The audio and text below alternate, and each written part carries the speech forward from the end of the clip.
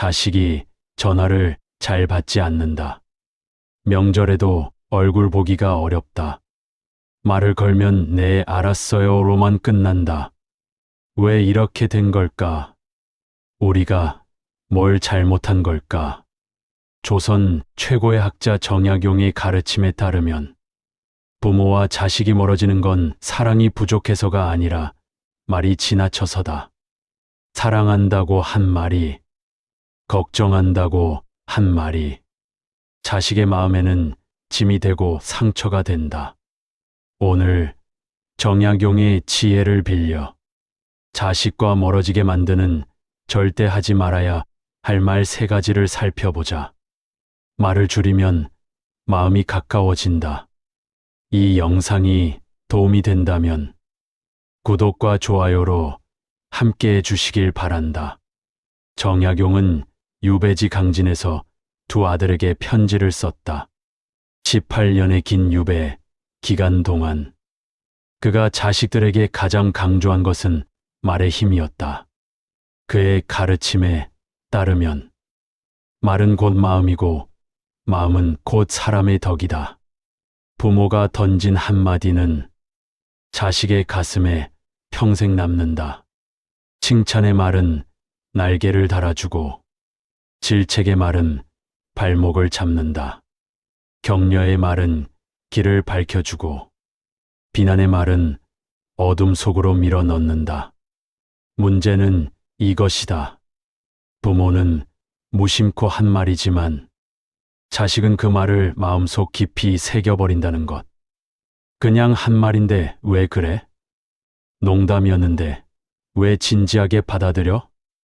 이렇게 생각하지만 자식에게는 그냥 한 말이 없다. 특히 부모의 말은 더욱 그렇다. 한 70대의 어머니의 이야기다. 그녀는 딸이 어렸을 때 자주 말했다. 넌 언니만큼 똑똑하지 못해. 당시엔 그저 비교하며 한 말이었다. 그런데 50세가 된 딸이 어느 날 말했다. 엄마, 평생 동안 저는 제가 부족한 사람이라고 생각했어요. 엄마가 어렸을 때 했던 그 말 때문에요. 어머니는 충격을 받았다. 자신은 기억도 나지 않는 말이 딸의 인생을 40년 넘게 지배하고 있었던 것이다. 정약용은 이것을 알았다. 부모의 말에는 보이지 않는 무게가 있다는 것을. 그래서 그는 경고했다. 입을 절제하지 못하면 사랑조차 잃을 수 있다고. 훈계하려던 말이 자식을 밀어내고 걱정하려던 말이 마음의 문을 닫아버린다. 좋은 뜻으로 한 말이 평생의 상처가 되어버린다. 정약용은 목민심서에서 이렇게 가르쳤다. 말은 마음의 문이다. 문을 함부로 열면 도둑이 들고 함부로 닫으면 사람이 떠난다. 부모의 말도 마찬가지다.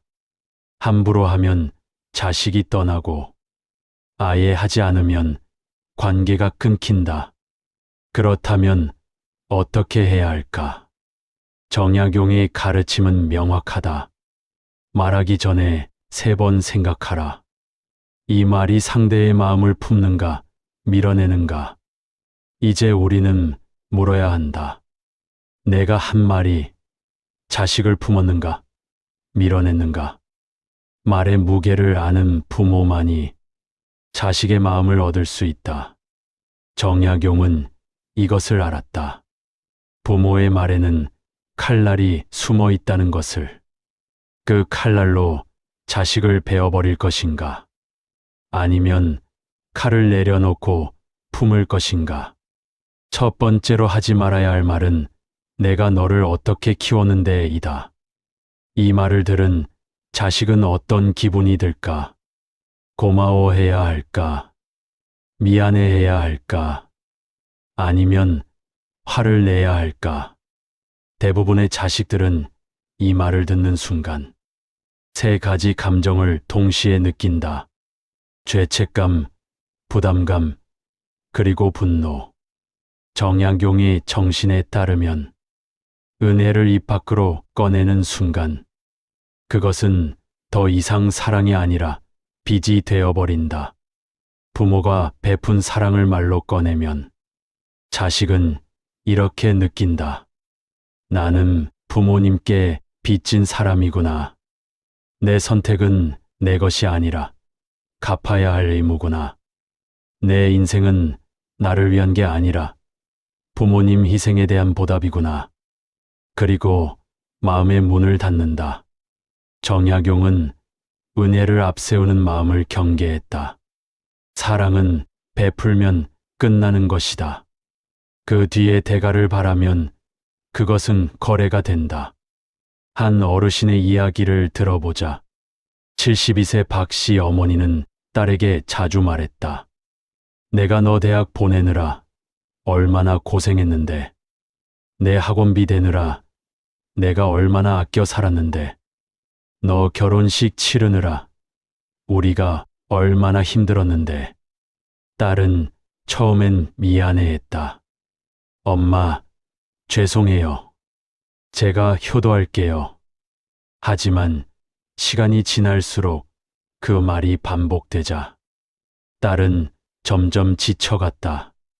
결혼 후 남편과 갈등이 생겼을 때 엄마에게 속마음을 털어놓으려 했다. 그런데 엄마는 이렇게 말했다. 내가 그렇게 반대했잖아. 내 말 안 듣더니 이제 와서 힘들다고? 딸은 그 순간 깨달았다. 엄마는 내 편이 아니구나. 엄마는 내가 잘못되기를 기다리고 있었구나. 그 후로 딸은 전화를 잘 받지 않았다. 명절에도 일찍 집에 돌아갔다. 어머니는 묻는다. 왜 전화를 안 받지? 내가 뭘 잘못했지? 딸은 대답하지 않는다. 대답할 수 없다. 사랑이 짐이 되어버렸기 때문이다. 정약용의 가르침은 명확하다. 은혜는 베푼 자가 잊어야 하고 받은 자가 기억해야 한다. 부모가 먼저 잊어야 자식이 비로소 진심으로 기억할 수 있다. 부모가 은혜를 말하지 않을 때 자식은 스스로 깨닫는다. 부모님이 나를 위해 얼마나 희생하셨는지. 반대로 부모가 은혜를 계속 말하면 자식은 그것을 의무로만 느낀다. 내가 어떻게 키웠는데라는 말은 자식의 감사를 빼앗는 말이다. 자식의 선택을 억누르는 말이다. 자식의 미래를 가로막는 말이다. 그리고 무엇보다 부모 자신도 상처받게 만드는 말이다. 그 말을 할수록 자식은 멀어지고 부모는 외로워진다. 정약용이 정신에 따르면 은혜를 베풀었다면 그것으로 족하다. 받은 자가 갚지 않아도 괜찮다. 그것이 진짜 은혜다. 그 말을 삼키는 순간 자식의 마음이 다시 열린다. 부모가 은혜를 잊을 때 자식이 비로소 은혜를 기억한다. 두 번째로 하지 말아야 할 말은 내가 맞다, 내가 틀렸다. 이다. 부모는 경험이 많다. 세상을 더 많이 봤다. 인생의 쓴맛 단맛을 다 겪었다. 그래서 말하고 싶다. 내 말이 맞아. 내가 겪어봐서 아는데 내가 너보다 인생 경험이 많아. 내 말 들으면 후회 안 해. 하지만 정약용의 가르침에 따르면 강한 말은 강한 마음을 부딪히게 한다. 옳고 그름을 가르는 말은 대화를 법정으로 만들어버린다. 부모는 판사가 되고 자식은 피고인이 된다. 그 순간 자식은 더 이상 마음을 열지 않는다. 한 아버지의 사례를 들어보자. 65세 김 씨 아버지는 아들과 대화할 때마다 이렇게 말했다. 아버지, 저 직장을 옮기려고요. 그건 내가 틀렸어. 요즘 같은 시대에 직장 옮기면 안 돼. 하지만 제가 하고 싶은 일이, 내가 몇 년을 직장 다녔는데 내가 더 잘 알아. 아버지 세대와는 다른데요. 세상이 바뀌어도 원리는 똑같아. 내 말이 맞다니까. 아들은 처음엔 반박했다. 그러다 지쳤다. 그리고 침묵했다. 마침내 대화 자체를 피하게 되었다. 몇 년 후 아들은 결국 직장을 옮겼다. 그리고 성공했다. 하지만 아버지에게는 그 소식을 전하지 않았다. 어차피 말해봤자 내 말 안 듣더니 운이 좋았네라고 할 것을 알기 때문이다. 아버지는 묻는다. 왜 나랑 얘기를 안 하려고 하지?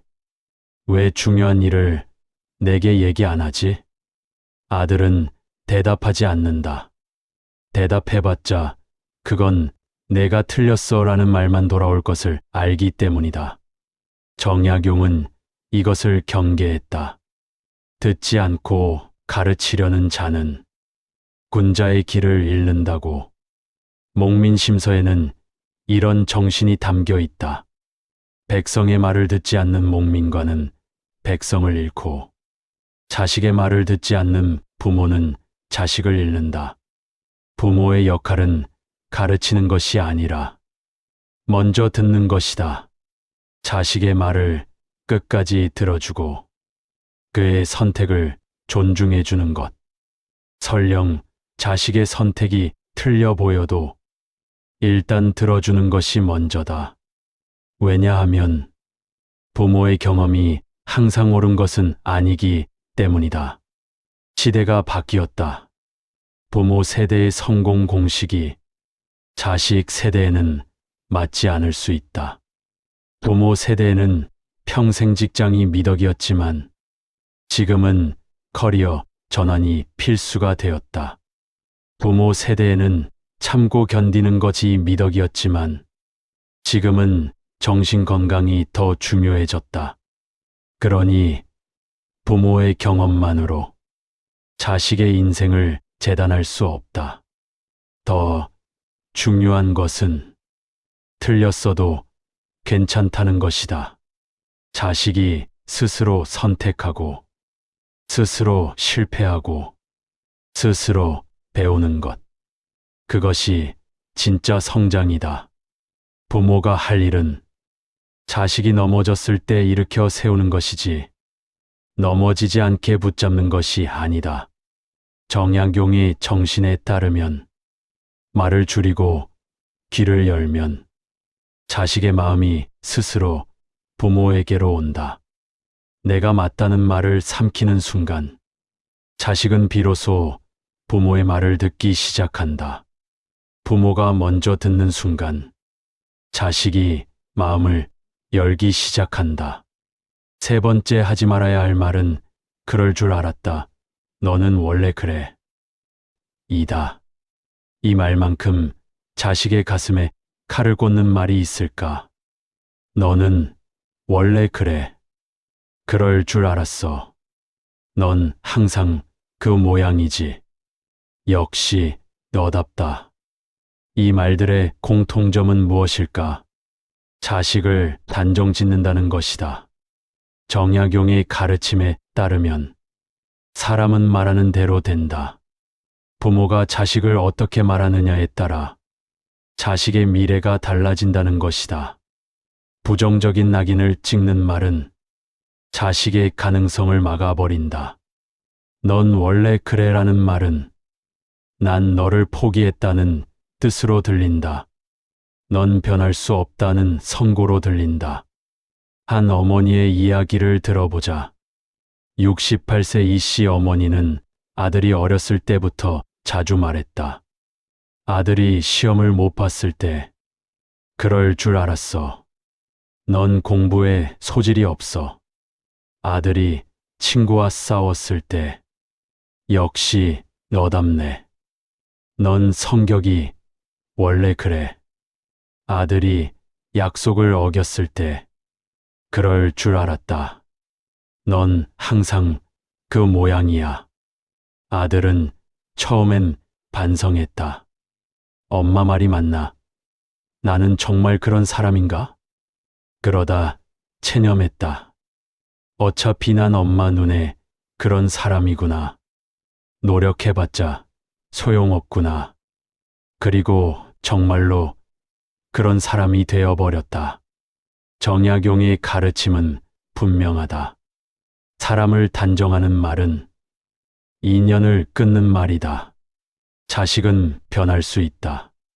자식은 성장할 수 있다. 자식은 달라질 수 있다. 하지만 부모가 먼저 단정 지으면 그 가능성은 닫혀버린다. 한 아버지는 딸에게 이렇게 말했다. 딸이 새로운 일을 시작하려 할 때 너는 늘 시작만 하고 끝을 못 내잖아. 딸이 연애를 시작했을 때 너는 사람 보는 눈이 없어. 또 상처받을 거야. 딸이 창업을 하려 할 때 너는 장사 머리가 없어. 실패할 게 뻔해. 아버지는 걱정해서 한 말이었다. 하지만 딸은 이렇게 받아들였다.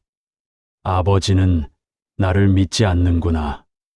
아버지는 내가 실패하기를 바라는구나. 결국 딸은 아무것도 시도하지 않게 되었다.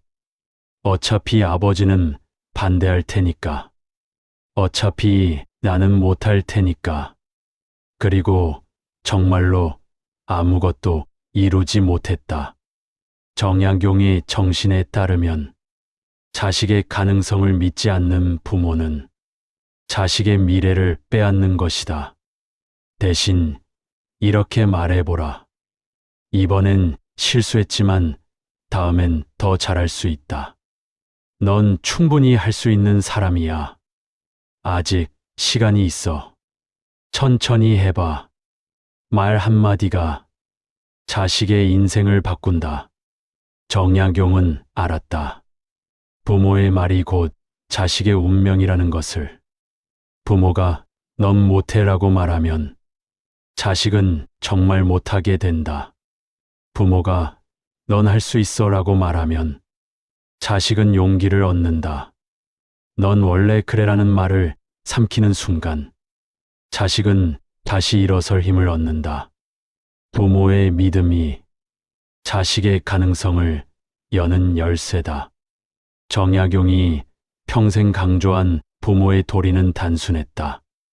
말보다 표정, 판단보다 경청, 지적보다 공감. 부모가 말을 줄이는 순간 자식은 비로소 말을 시작한다. 부모가 옳고 그름을 가리지 않는 순간 자식은 자신의 고민을 털어놓기 시작한다. 부모가 은혜를 말하지 않는 순간 자식은 진심으로 감사하게 된다. 부모의 침묵이 자식의 마음을 다시 열게 한다. 부모의 절제가 자식의 사랑을 다시 불러온다. 정약용은 18년의 유배 생활 동안 두 아들에게 수백 통의 편지를 썼다. 그 편지들에는 학문의 가르침도 있었지만 무엇보다 아버지의 마음이 담겨 있었다. 그의 정신에 따르면 말은 인연을 잇고 말은 인연을 끊는다. 부모와 자식이 멀어진 건 사랑이 부족해서가 아니다. 말이 지나쳤기 때문이다. 오늘부터 세 가지 말을 멈추자. 내가 너를 어떻게 키웠는데 내가 맞아. 넌 틀렸어. 넌 원래 그래. 그 대신 듣고 기다리고 품어주자. 부모의 침묵과 절제가 자식의 마음을 다시 열게 한다. 말을 줄이면 마음이 가까워진다. 그것이 정약용이 남긴 부모의 품격이다.